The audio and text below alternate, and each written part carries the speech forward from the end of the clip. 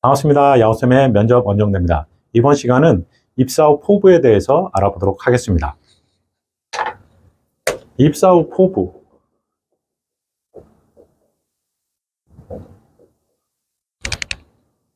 이거 왜 물을까요? 묻는 의도는, 이유는 이겁니다. 열심히, 오랫동안 일할 사람인지. 이게 궁금해서 묻는 거예요. 기업은 당연히 열심히 일할 사람 필요로 하고요. 오랫동안 일할 사람 필요합니다. 왜? 역량이 뛰어난 사람을 기업은 채용을 합니다. 그 역량, 뛰어나서 회사에 어떤 발전에 도움을 줄 수 있다고 판단했기 때문에 채용을 하겠죠. 그런 역량을 갖고 있는 직원하고 오래도록 일하고 싶겠죠. 오래도록 회사 발전을 위해서 일하길 원하고. 그래서 이 두 가지를 알기 위해서 물어보는 질문이고요. 그래서 이 준비하시면 됩니다. 열심히 명확하고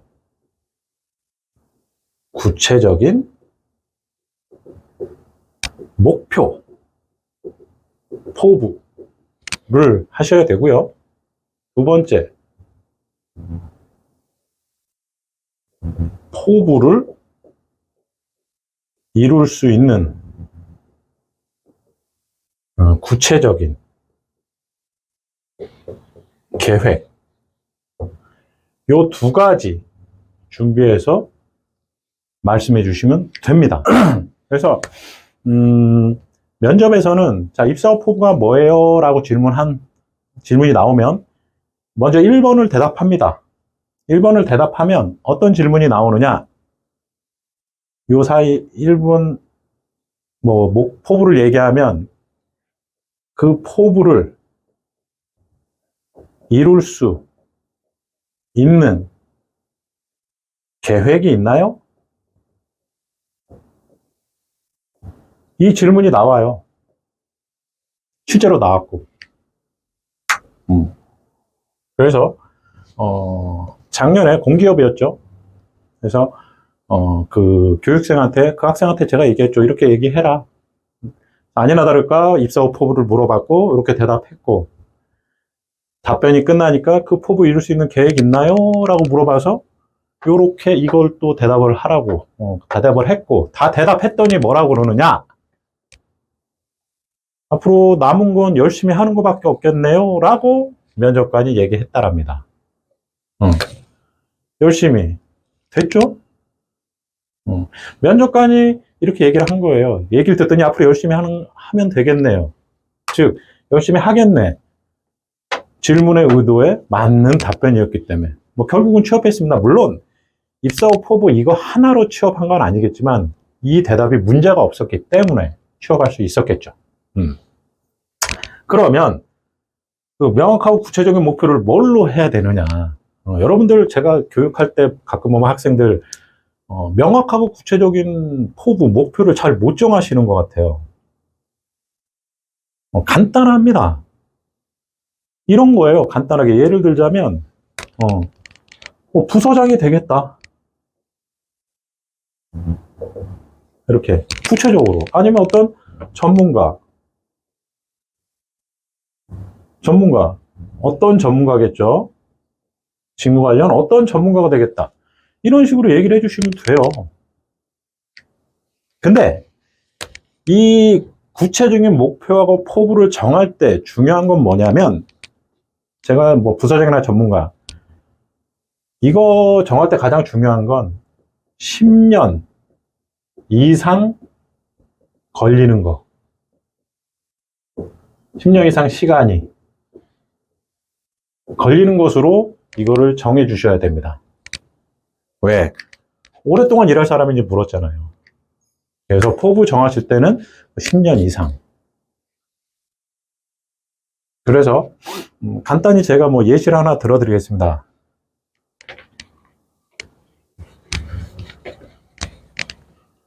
예시를 들어드린다면 이런 거죠. 자, 입사 후 포부에 대해서 말씀해 주세요라고 하면, 예, 제 입사 후 포부는, 인사 직무를 예를 들면 인사부서의 부서장이 되는 것이고, 부서장이 되어, 부서 업무를 가장 효율적으로 수행할 수 있는 어떤 시스템을 구축하고, 그리고 유지하고 관리하는, 이런 것을 하는 것이 제 포부입니다. 라고 말씀하자 이거죠. 자, 제가 부서장이라고 그랬죠. 부서장 10년 이상 걸리죠. 또 한 가지. 자, 그럼 부서장이 왜 될 거냐고 이런 질문이 나올 수 있기 때문에, 어떤 효율적인 시스템을 구축한다 이거죠. 구축, 유지, 관리한다는 거죠. 왜?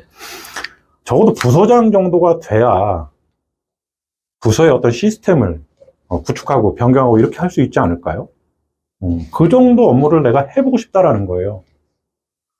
아까 말씀드렸지만 이렇게 해도 되고 다른 여러분들이 생각하는 구체적인 어떤 목표가 있으면 됩니다. 10년 이상 소요가 돼야 됩니다. 아시겠죠? 왜? 오랫동안 일할 사람인지를 알기 위한 질문이기 때문에. 그래서 10년 이상 소요되는 어떤 목표, 포부를 구체적으로 정하시면 됩니다. 그래서 좀 전에 말씀드렸듯이 여기까지 쭉 얘기하시면 됩니다. 내가 어떤 포부가 무엇이고 그 포부를 이름으로써 어떤 걸 하고 싶다라고까지 표현하는 거죠. 그러면 그 다음에 바로 이 질문 나옵니다. 포부를 이룰 수 있는 계획 있나요? 라고. 자, 계획을 얘기할 때 한 두 가지, 세 가지 정도만 얘기해 주시면 됩니다. 그 계획은 누가 들어도 이거 할 수 있겠네. 그 계획만 하면 이거 되지. 당연히 되지. 라고 생각하는 거. 제가 예시를 들어드릴게요. 이 예시를 따라 하셔도 되고, 안 따라 하셔도 됩니다. 이 예시를 기반으로 본인들이 본인 직무에 맞는 걸 또 생각하시면 더 좋을 것 같아요. 자, 참고만 하시면 됩니다. 자, 계획이 있나요? 예, 저는 이 포부를 이루기 위해서 다음에 세 가지 실행 계획을 가지고 있습니다. 첫 번째, 직무 관련 글로벌 이슈, 트렌드, 그리고 어떤 신기술에 대한 지식과 정보의 습득을 위해 노력할 것이고, 이를 통해 기업이 시대의 흐름에 발맞추어 갈 수 있도록 할 것입니다. 두 번째, 직무 관련 어떤 시행착오 사례와 타 기업의 사례를 취합해서 정보화할 것이고, 그것을 통해서 시행착오를 획기적으로 줄이도록 할 것입니다. 세 번째, 직무 관련 보다 수준 있는, 깊이 있는 지식의 습득을 위해서 입사 5년 차에 관련 야간 대학원에 진학할 것이고, 이를 통해 배운 지식과 그동안의 경험을 기반으로 입사 10년 차에 노무사 자격증 취득하도록 할 것입니다.